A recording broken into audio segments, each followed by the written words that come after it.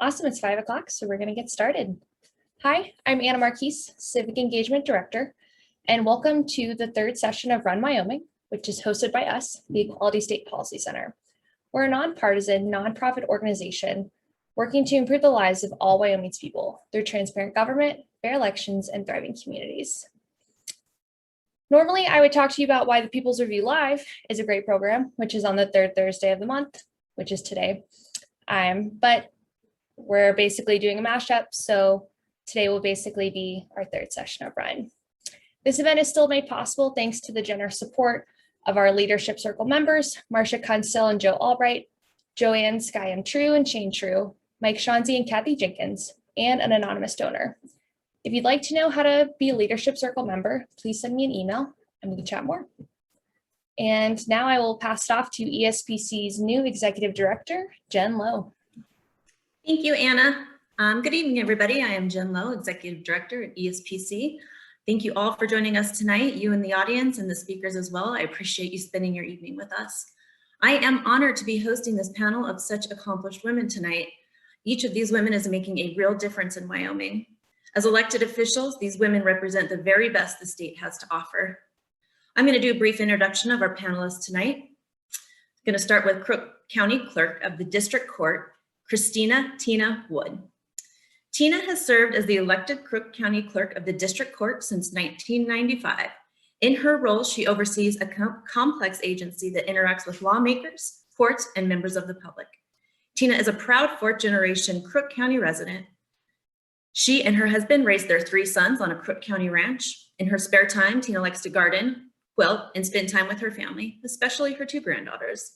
Among other roles, Tina is past president of the Wyoming Association of County Officials, member of the Crook County Court Security Committee, and chairman of the Legislative Committee for the Wyoming Clerks of District Court Association. Next, I'd like to introduce Auditor Kristi Racinas.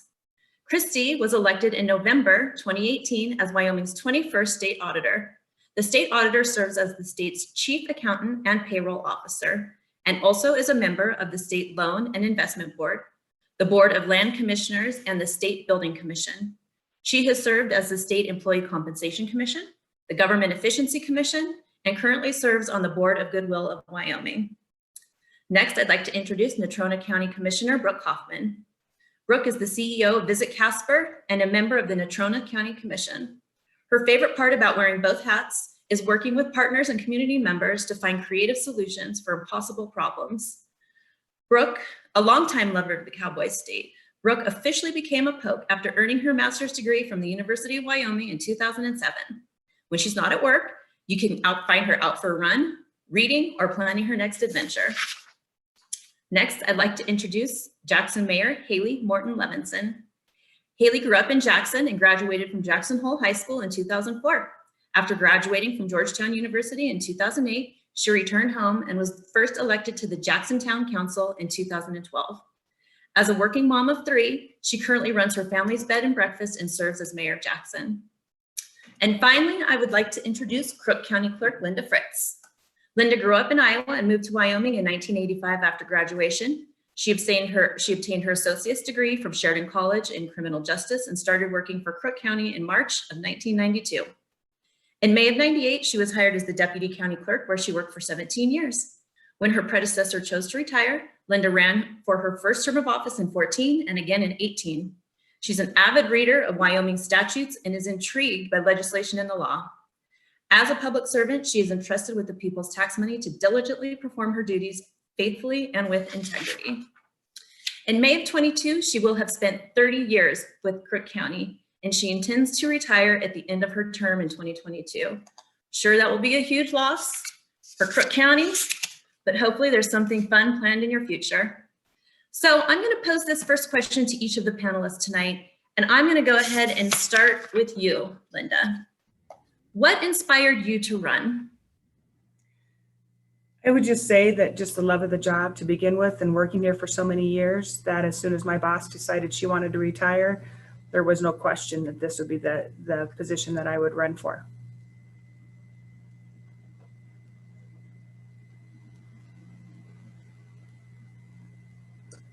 Jen, you were muted on that one. Like I said, I feel like the phrase of 2021 is "you're on mute." So my apologies. Brooke, I'd like to pose that question to you next. Yeah, thank you. So I thought about, should I tell the truth here or not? But honestly, a couple of reasons. We don't have a lot of diversity of thought or voice. So sometimes commissions look the same. So I was curious. I was curious about, could I help change the landscape of what that looks like? But two, in my community, I just wanted to have more influence on maybe some of the things that drive quality of life. So I care about if people want to live here and if they want to come back here and live and have jobs. And I wanted to help kind of guide investments in that way to make sure that we're doing all the best we can do for people who want to live and work in Natrona County. So it was a little bit of that influence piece too. Thank you. Christy, you want to go next? Sure. And again, being very honest, it started by several people told me to, it was something that I maybe didn't see in my form. I didn't see the potential in myself, but maybe other people did. And the auditor's position was coming vacant. The predecessor was not going to run again. And I had worked in a position where I interfaced a lot with the state auditor's office. And I just got to thinking, man, somebody should step up. Somebody should do that. Anybody, somebody, come on. Well, thank you. Appreciate that you stepped up. Hailey? Yeah, like Kristi, for me, someone suggested it. And then when I started digging into it and looking into, and I, consider, why did I first run for council? So in 2012, why I ultimately decided to was to have more representation of people that looked like me. I was the youngest elected town councilor, now youngest elected mayor, which we should have younger folks. But I really wanted to see some, kind of folks that were in their 20s, 30s, starting a family, and being able to make a difference that way. And no one of that category was running. So I said, okay, I'll do it. Thank you. And Tina? It's going to sound kind of like a broken record, but the predecessor was not going to run. And it was really not good timing for me. The election cycle was, or the sign up time was in May. I was 9 months pregnant, and with my boss deciding that she was not going to run for that next term, I decided, if I really wanted to keep, because we're a two-person office. And so if I decided that if I wanted to keep my job, I probably should put my hat in the ring. I, like Linda, love what I do and what I did as the deputy, and just wanted to continue that. And I, like Linda, will be retiring at the end of 2022 as well, after 32 years of being here in Crook County. So, yeah. Well, if anybody watching tonight lives in Crook County, looks like there might be a couple of positions opening up. So I'm going to pose this first question to you, Brooke. Since you kind of touched on this in your answer, why does it matter to elect more women in all levels of government? So I feel like I wrote down two different answers to this. One is because I think having women represented in decisions that are made from the local level all the way up to the state level and the federal level is critical. I think women are underrepresented in Wyoming, but I think there's probably a lot of groups who are underrepresented. So it takes women who will run to at least insert themselves in that. But the other thing that I've noticed, so I serve with 4 men and they are delightful and we have an amazing relationship. But what I have noticed, I've been now almost 3 years, we solve problems differently, and we're also having a female on the commission. We collaborate now differently because I just bring a different skill set. It doesn't mean that it's a better skill set. It just means I want to bring them all together and find the answer, and they kind of just want to make decisions independently. So I think just how women are by nature or innately, when we can bring that into the mix, it really can change just the way we get things done, especially I've noticed that at local levels. So those are the two reasons I think are really critical. Is there anyone else on the panel tonight who'd like to answer this question that feels strongly about it? Definitely everything that Brooke said. But in addition, women are 50% or slightly more of the population. And so I think that our elected officials should certainly reflect what the population looks like. And that's not the case right now in Wyoming and on any of the government levels. So for one, it should be at least 50% women in our elected offices. So our federal delegation would make it seem that we are well represented. However, at the state level, it's just over 15% of the legislature represented by women. And that statistic does not improve much at the local level. So what you ladies have done is quite impressive. I'm going to move on to the next question. And Tina, I'm going to address this one to you. What barriers exist to access women running for office in Wyoming? And what do we need to change and how do we need to change it?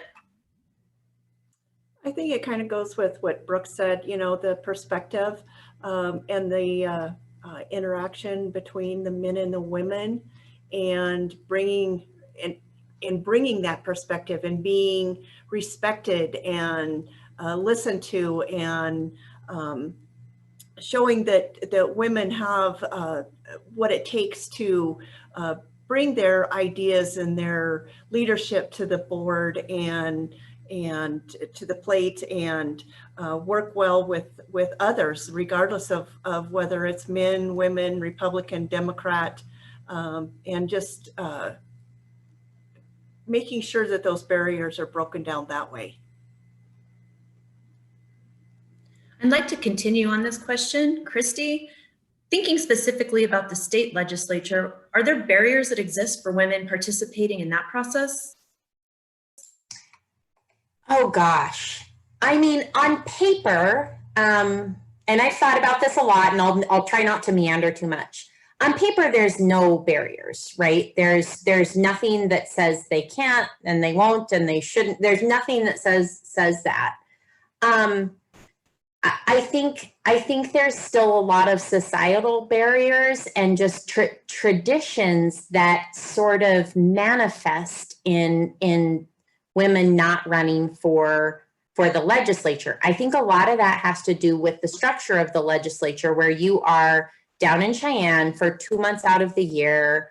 And if you happen to be a child rearer, that makes it really hard. Now, of course, then I'll come around and say the reason it's really hard is because, it's oftentimes that women still are the primary caregivers, or just have, and I include myself in this camp too, right? So it's hard to shake these things.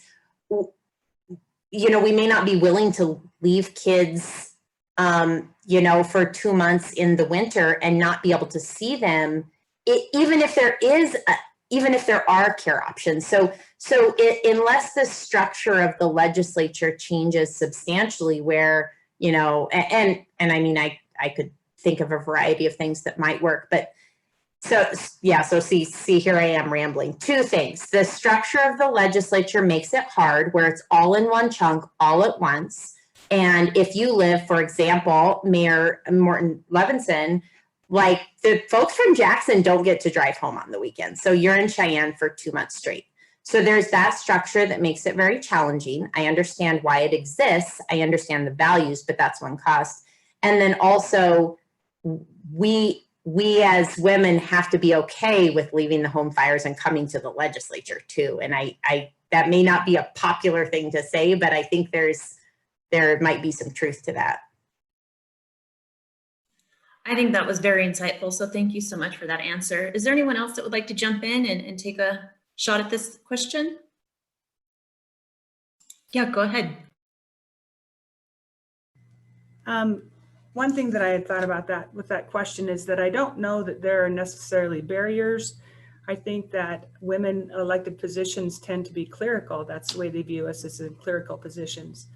I think that sometimes women are not considered to be as strong as men to fill sheriff's positions, commissioners, which kudos to Brooke for being there. commissioners, governor, sheriff. And I think that's one of the things that is the barrier, is that positions that would be led by men normally, or seem to be stronger positions, are harder to fill by women. Thank you for that. And it's interesting, in your opening comment, a couple of you kind of mentioned self-doubt. So I wonder if that's not, women just naturally feel less empowered to take on these sorts of roles. I'm so glad that you all are here as examples of making it happen, different levels and different backgrounds. So, anyone that's watching tonight, it is possible. I'm going to point my next question to you, Hailey. Research shows, and we've seen some examples recently, how the climate is more hostile for women than for men. What would you tell candidates about the climate for women in elected office? And I would say that's probably, for campaigning, and then when you're in office, you're thinking, I've had 3 campaigns, and last time was my hardest and the most nasty of all the campaigns. And it was, one, I was running for mayor, so there's only one spot, whereas council, you kind of have to be a little bit more friendly because you might be serving with any of those. And 2, it was me against a man. And I think that, some of those barriers that we've just talked about, like, saying that I wasn't strong enough or I couldn't lead, came out in the campaign. And I think, that I've been serving for 9 years. So in my opinion, that's not true. But I think that was an easy thing for people to kind of latch onto. And, when it comes to social media, and all those things, it's things that we know and we see that people are more harsh or critical of women. We had a discussion the other day about dress code on council, and I would never show up to a town council meeting in a t-shirt or, in like dirty work clothes. But a number of my colleagues do. And not to say anything bad about them, but I would be judged differently if I did. And so those are some of the things that I think you just have to be aware of. And, it's not easy every day, but I still serve, and I have a good network of friends that I lean on when those things are kind of harsher in my face. And I think that's really important to talk about too, is having a network of people to rely on, because it's not always easy and not everyone gets it. And so I would really recommend anyone that's thinking of running to find your crew and be able to rely on them when the going is really tough. So kind of in that same vein, I'd like to point this question to Linda. How do you cultivate that support team?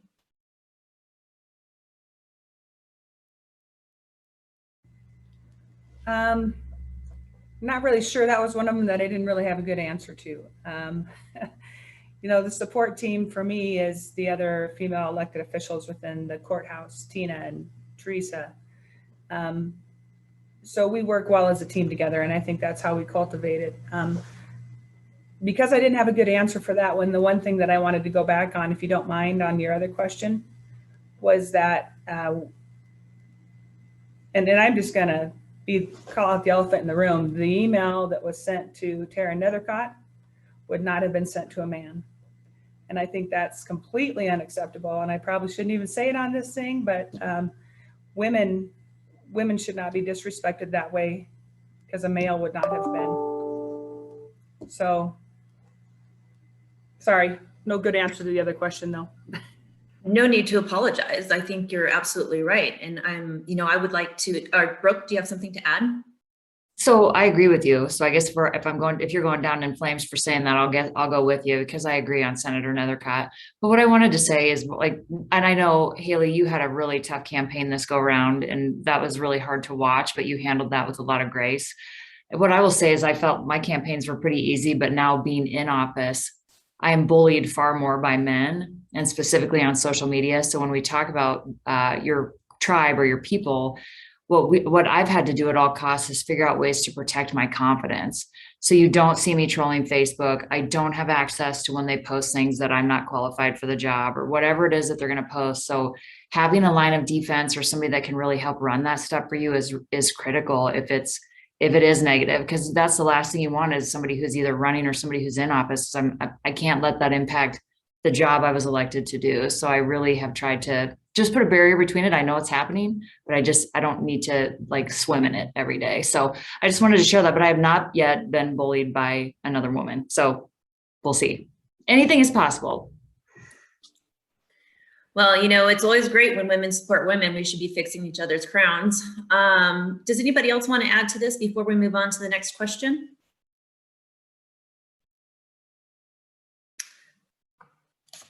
All right, then I'm going to point this question to Kristi. Do you mind sharing with us one trick on putting together a campaign team?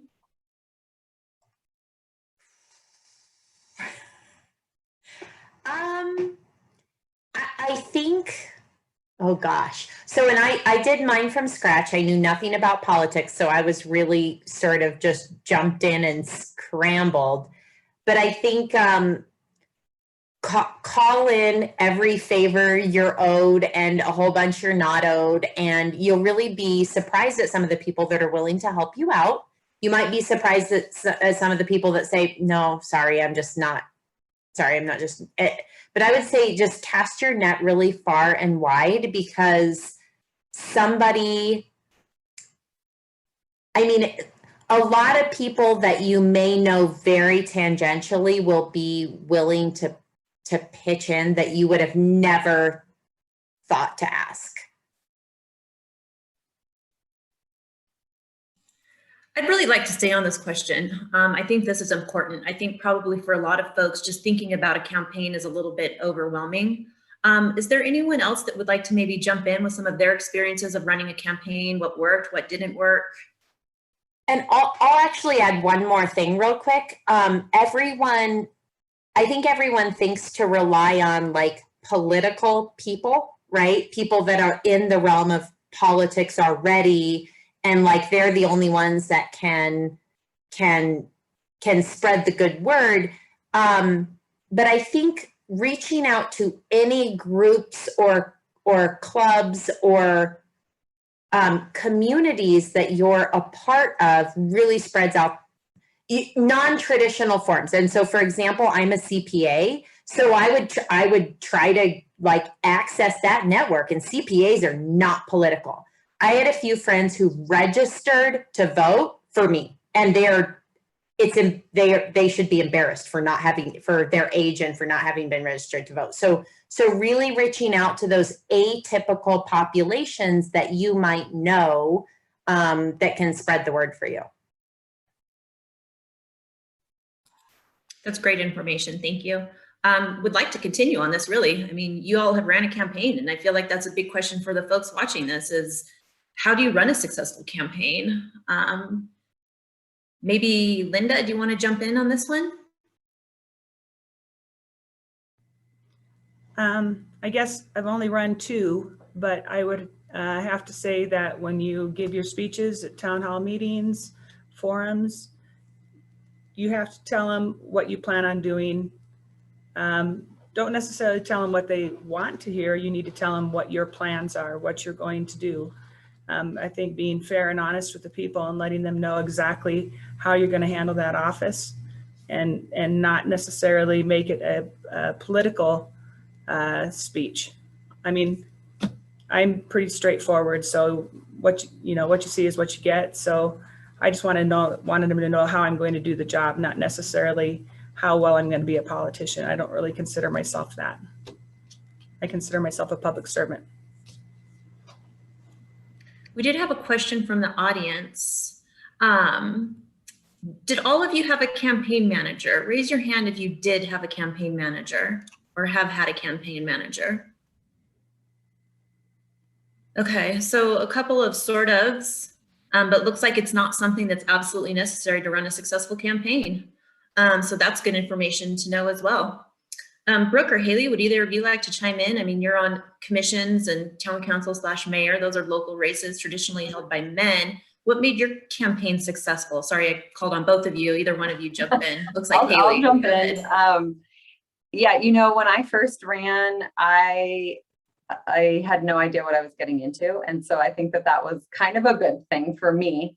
I think you can go two ways about it, is that you can also do a lot of research ahead of time and, see how many votes that you need to win and be able to kind of break it down that way. And I think that really works well for some folks.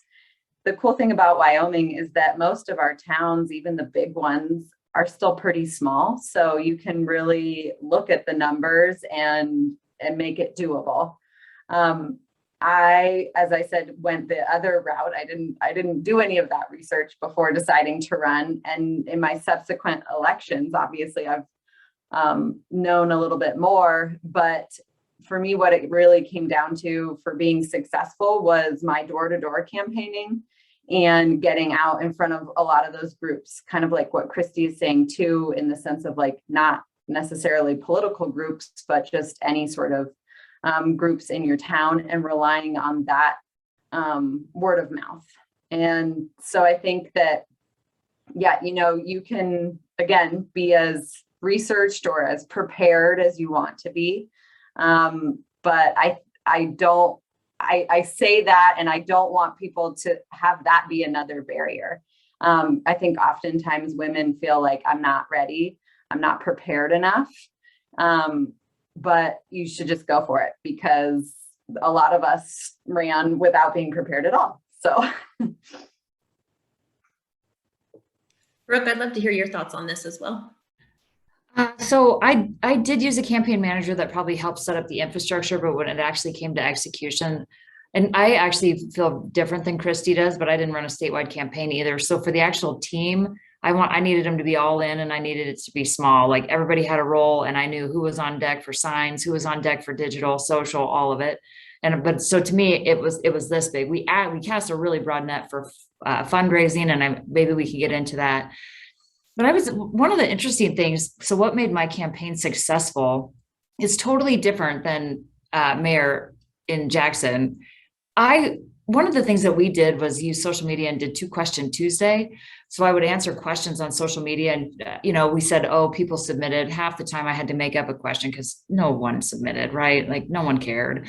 But anyways, like the social worked great. And then I also know that there's different schools of thought on signs, but some of my competitors had 10 4x8s, and I ended up with 56 of them. So I think it takes a whole host. And I think, to Mayor's point, every campaign is different, and your community better. I don't know if I would know how to run for commission in Crook County, right? I don't know what Crook County expects or what the rules are there. So I think you have to know your community and where you can meet your voters, right? Yeah, that's great. Thank you very much. So let's move on to fundraising. National research shows that donors give less to women, and women have to spend twice as much time fundraising. And we heard from our 2 first run presenters how important fundraising is to a successful campaign. How important is money to a campaign? Linda?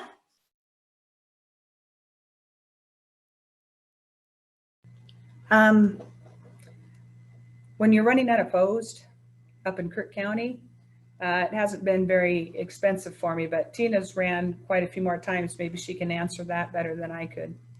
I was lucky. Quite honestly, money is important because like Brooke said, there's many avenues that you have to do to run a successful campaign. In Crook County, you have to have signs. Signs are expensive. It's unfortunate because that's what gets it up here in Crook County, is who has the most signs in everybody's yards. In the newspaper, if you run a print ad, it's very expensive in the newspapers. So it's very important. And it's like I say, it's unfortunate. You think about the statewide campaigns like Christie ran, or any office statewide or even national. It's very expensive. And one of the things is it's hard to ask for money. But if you want to succeed, you have to make those hard decisions and ask those questions and get that help from outside donors, unless you're, of course, got a lot of money in your back pocket. But Brooke, I'd like to ask you this question too. And actually, I'm going to pose this question to each of you. I know that some of you did local races, and then also Christie at the state level. I'm kind of curious to see what the different experiences are with this question. Yeah, so I'm glad you asked. And I fundraising was the easiest part for me. So I know that somewhere in here, we're going to get to talk about the hardest part. I didn't have a problem raising money. I think my race was around, I think we raised around 20,000. So the women in the campaign actually outraised the men 2, 3, 4 to 1, which, you know, also came back as they then said that we're not fiscally responsible because we raised so much money. So you can't really win on that. What I loved about asking for money though, is that if someone will even give you $1, they're in, right? So if it feels like that was another way to let people participate. So you could vote, you could put up a sign, you could donate money. And it's just another way that they can say, hey, I support you, or hey, I want you representing me on the commission. So I think in 2022, if there's somebody listening to this, there's going to be money flowing everywhere. So I think money is the easiest of the things to solve for. I think it's the confidence, or making sure that you feel like even if you're not ready, like Mayor said, you're run anyway. So what we've seen just over the last few years is if women would have the confidence, I think a lot of things can be done. Money, we can solve the money problem. So that's my 2 cents.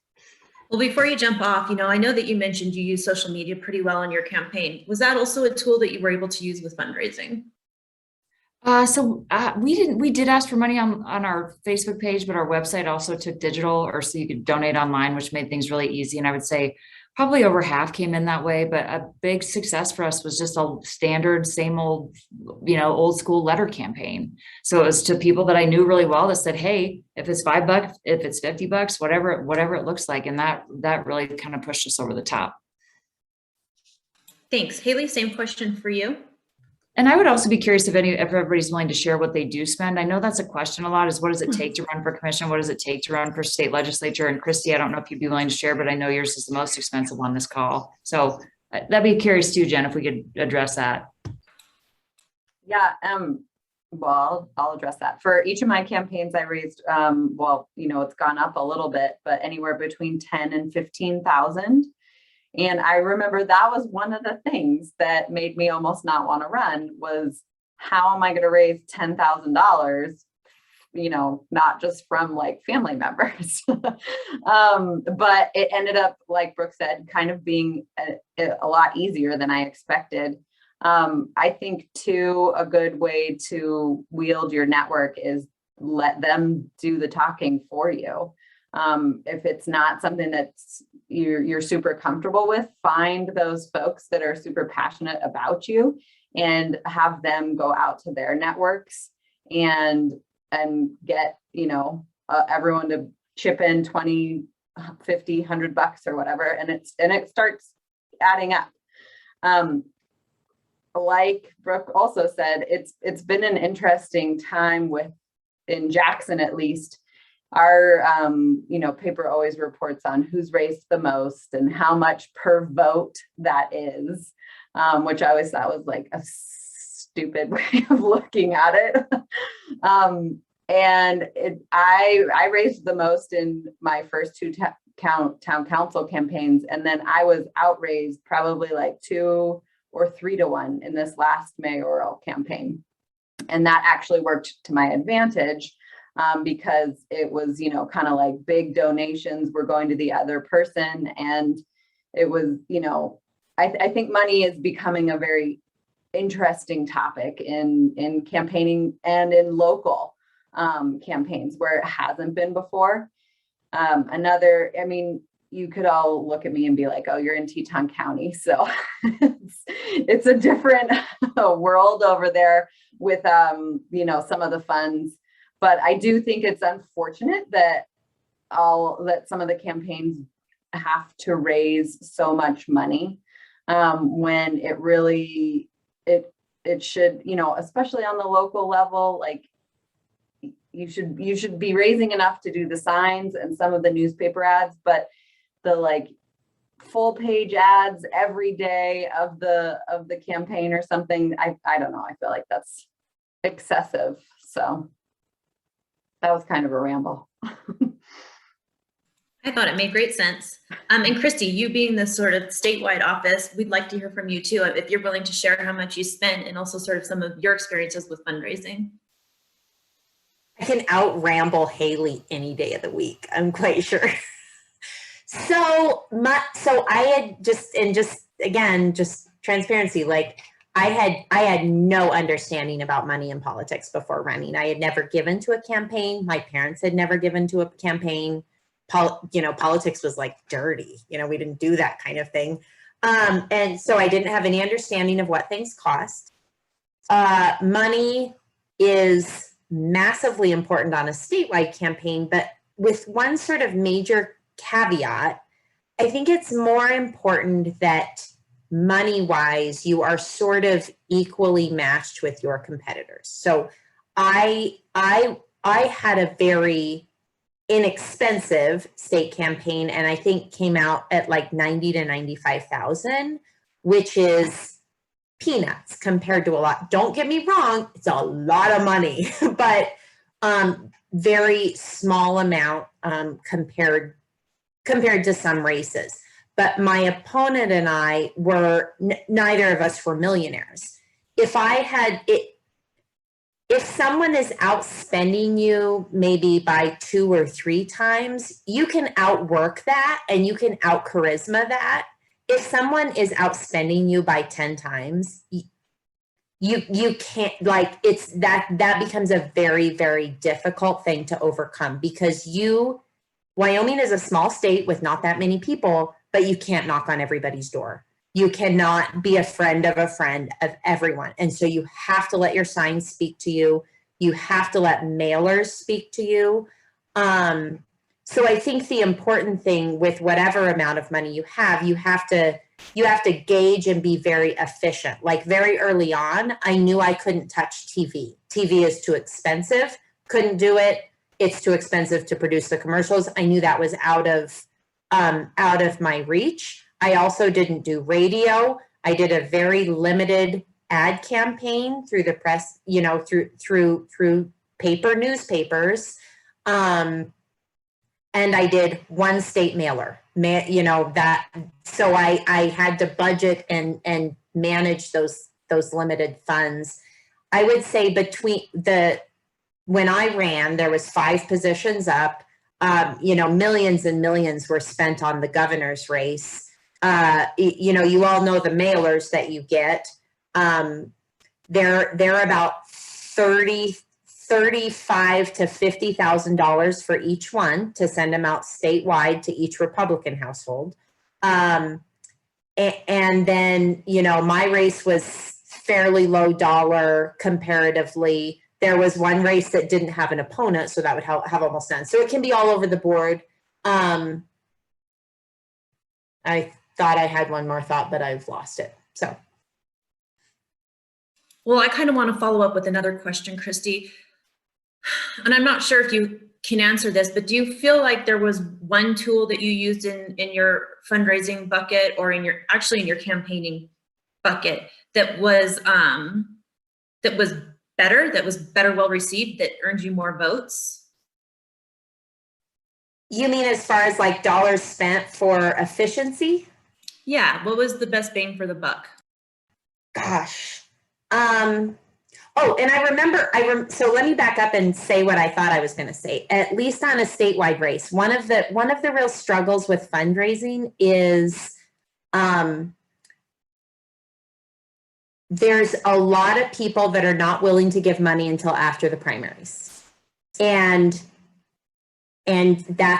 when you really need the money is in the primaries. So there's this catch-22. My fundraising went great after I had won the primary. And that was nice because I could backfill some of the expenses that I funded on my own. But that's not really when I needed it the worst. I'd be guessing to say what pushed me over the edge. I mean, I only did things that I thought were really useful. I think the mailers really help. You know, you get them, we all do this. We get them, we look at them, we go, ugh, another political mailer, and we put it in the trash, but you've seen my name. Like, you've seen my name, you saw it, it went in the trash, but you saw my name, you saw my sign, the end, you know? And that might be the only interaction they had with any state auditor campaign the whole time. Thank you. Okay, so let's move away from fundraising. Well, you know, first I'm going to ask one more question that's on this list, and I think you sort of answered it, but I want to make sure I've given everybody the opportunity to sort of, I think this is seen as a big hurdle for a lot of women. So do you have any other advice that you haven't already shared tonight on fundraising for the folks watching? And anybody, I'd like to hear from you. So it's Brooke. Don't be afraid to ask. I mean, you sit there and tell yourself nobody's going to give $1 to this. Christie probably thought, oh my gosh, I've never given it. That's dirty, right? Why would people give to me? So we tell ourselves all these stories in our mind, and we're halfway down a road. Like, give people a chance. If you're not comfortable, send a letter. Have somebody else send a letter on your behalf. Whatever it's got to look like, but you have got to be willing to make the ask to raise the money, no matter how it looks. So that's what I would say, is just have 20 seconds of insane courage and do something you never thought you would do and make an ask. I would also say, you know, obviously knowing who you're talking to, but don't be afraid to ask for more than you think you will get out of that person, or that you think you're worth. In this last, for my mayoral campaign, we did an event fundraiser, and where we did a virtual dinner that went really well, actually. But when we were deciding what the ticket price was going to be, I was like way, way low. And it took the male fiscal sponsor convincing me that no, we're gonna triple what I thought a good ticket price was going to be, and we filled the seats. So I think, you know, knowing that and having the confidence to ask for more than you think. And Hailey, I'd like to stick with you for the next question. What were some of the hurdles you faced during your first or subsequent campaigns? I know you were young when you ran first for town council. And I also want to expand that to your first term. What were some of the hurdles during that first experience, and how did you overcome them? Yeah, so I think for my first, age was definitely my biggest hurdle when people saw that I was running and trying to take me seriously. And so I think that just I turned people's thought of that around when I spoke at different forums or whatnot. So just coming across a lot older than I seemed, and in office as well. I think maybe it was more me, and you know, maybe you're not supposed to admit this, but yeah, my confidence was I'm the type that goes in and I don't pretend to know everything, and I don't pretend to go in and decide I'm going to change it all. And I think that was a good thing, but also having that confidence to speak up, to make the decisions, to not just follow along. It took me a little bit to kind of find that right space. I've also, during my time as counselor and now mayor, have only served with another woman for 2 years, 3, I guess, if you count this year. We just had another woman elected. And so that's been interesting. It was like Brooke said, there's a different collaboration and different kind of space on the council or on your board when you're not the only woman, and I can see that very easily. And so that's been a hurdle, just in the sense that I've loved everyone I serve with, but having that kind of different voices at the table, I could tell a difference when I'm the only one or when there's more than one of us. Tina, I'd like to pose the same question to you. You mentioned early on that it wasn't the right time when your office opened up and that you were very pregnant. So yeah, what were some of the hurdles that you had to overcome during your first campaign and your first term? And how did you kind of balance that work-life balance we hear about all the time? You say it was not the right time, but it ended up being the right time. I see Hailey holding that baby. You know, when like I said, I was pregnant. I had my child on June 6th and started my campaign from the hospital bed. It was very difficult juggling and trying to campaign that first year with a baby. However, and two toddlers. However, I had a very supportive husband that took care of my youngest son while I was beating doors, because that's exactly what I did. I went door to door my very first campaign and had a lot of help from my family and my friends, so I could do that. We drove a lot of miles in Crook County, and the balancing of the family is hard, and taking on the responsibility of that elected position, because not only are you, I may have been a deputy, but I was not the clerk of court. And so by becoming the clerk of court, there was a whole set of new responsibilities that I had to work into my life. And it was difficult, but I want to encourage women that you can do it, because it can be done. It's a struggle, but it can be done, and you can be successful. It's not easy sometimes, but it can be done. And obviously, Hailey, I'm a prime example of it, that it can be done. And I'm sure the rest of you have children as well. But my first struggle was real. You know, and I ask this question, and I'm aware that it's not one that gets asked to male elected officials typically, but you know, more often than not, we are the ones that are trying to make that balance. And you know, maybe there just really isn't a balance, and you just kind of have to make it work. Christie or Brooke, would either of you or Linda like to jump in and answer this question? Since I'm already unmuted, I may as well just, I was diagnosed with Parkinson's 4 months before my first campaign. So that was a bit of a struggle for me. So you have to be prepared for those odd medical things that come up. And then of course, was the county clerk, or you're running the elections. So campaigning and all of that, you don't really get the opportunity because you're busy doing the entire election process. So you have to be able to find that time on the weekends and on the evenings, if you're not already working, to get out there. I never could go door to door. There would not have been time for that.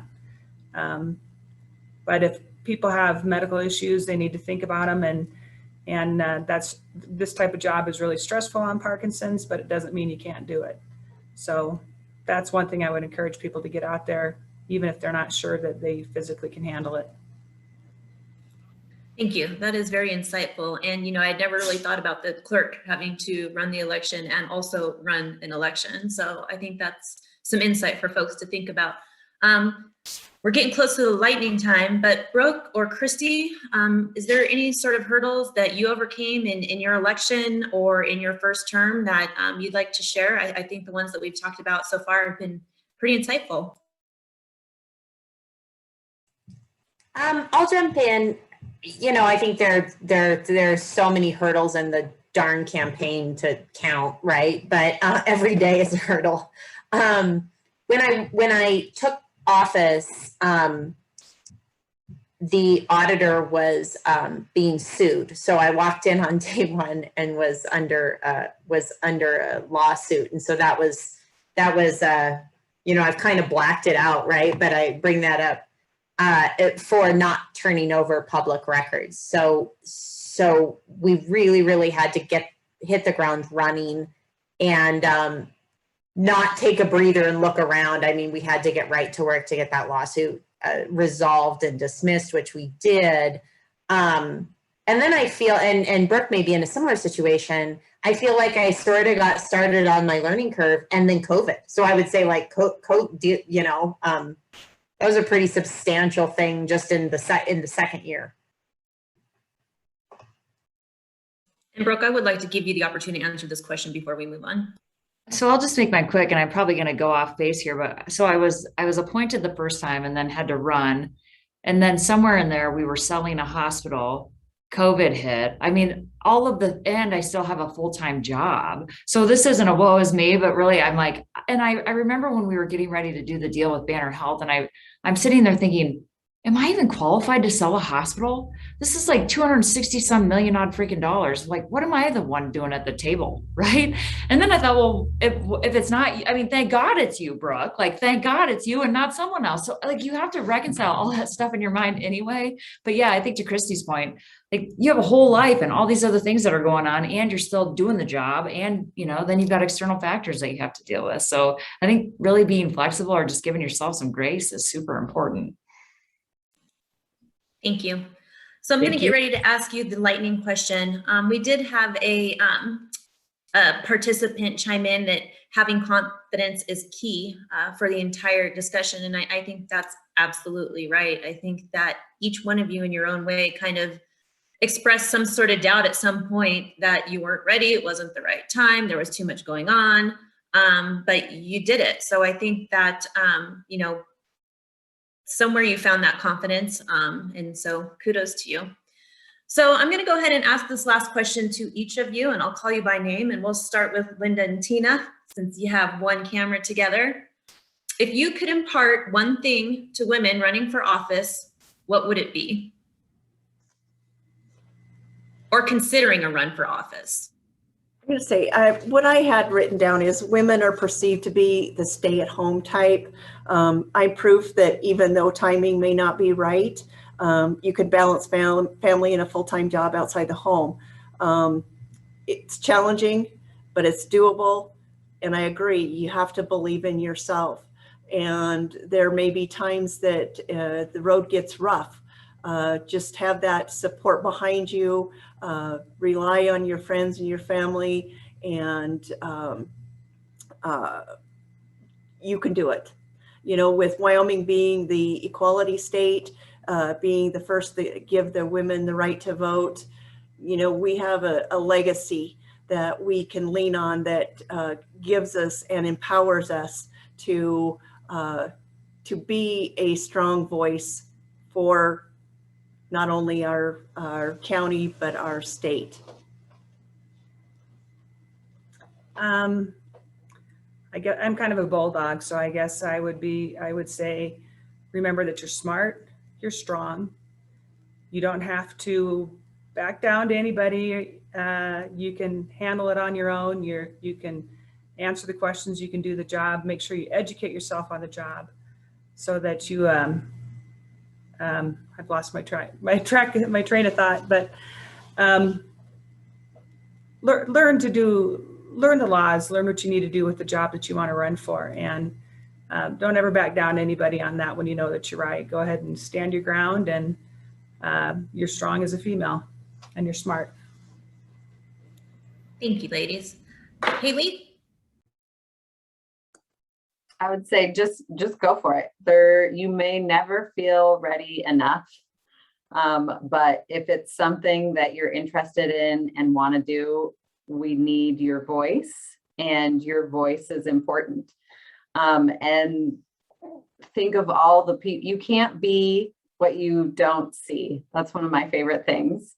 So Tina, I am glad that now I see you, 3 kids. I just had my 3rd, and you know that when you run for office, you're inspiring someone else, that they need you, and they need you in that position, even if it doesn't feel like it, and even if you never meet them, but know that that's what you're doing when you run.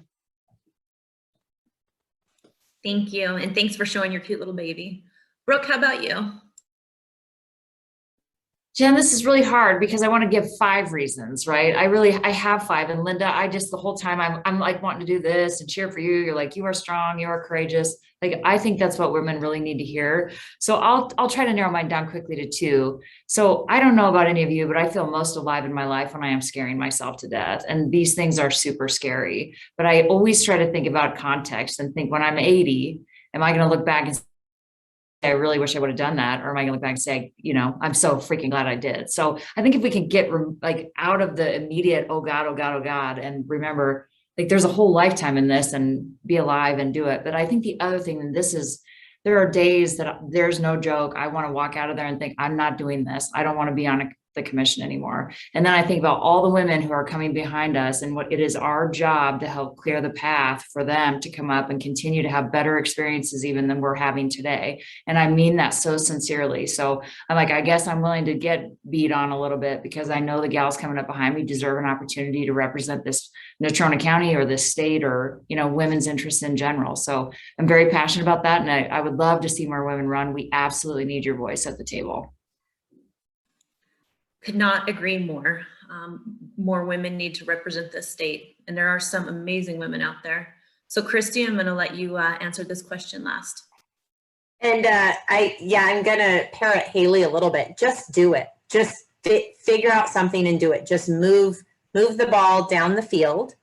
And if it's not quite the right time for you yet, I would still say just do it. If it's really not the right time for you, start looking at your friends and colleagues and push them into it. I needed pushed, and I know that some of the other folks did too. So if you're not going to do it yourself, start encouraging other women and around you to do it. And again, once it's more normalized, we want to make panels like this irrelevant. I mean that in the nicest way. But maybe someday we won't have panels trying to figure out how to get more women elected, right? Wouldn't that be great? Well, you ladies are proof it can be done. And so thank you all so much for joining us tonight. This has just been a fascinating panel. Thank you, viewers, for joining us. And I just want to share a couple of comments that we've gotten from folks in the chat. Teresa says, democracy is not a spectator sport, and it's not. If you're watching tonight, maybe you're thinking about running for office, we need you, we need your voice. And second, we have a comment from Representative Sweeney. Thank you all for your service. I also appreciate all of your comments and courage about Tara. We have to keep encouraging women to run, as you have more to offer than I do, and I mean that sincerely. Thanks to each of you. You make Wyoming proud. With that, I'm going to turn it over to Anna, and we will see you next month. Thank you so much. Thanks so much again for joining us for Run Wyoming. And as another reminder, the Equality State Policy Center is a 501c3 nonpartisan nonprofit organization. That means that we rely on charitable gifts to fund all of our work. Donations can be made on the web at equalitystate.org or by mailing a check to 419 South Fish Street, Laramie, Wyoming 82070. If you'd like to help sponsor the series, please let us know. If you'd like to sign up for the newsletter, action alerts, or make a donation, just use the web address in the chat. Thank you so much again for joining us, and have a great rest of your evening.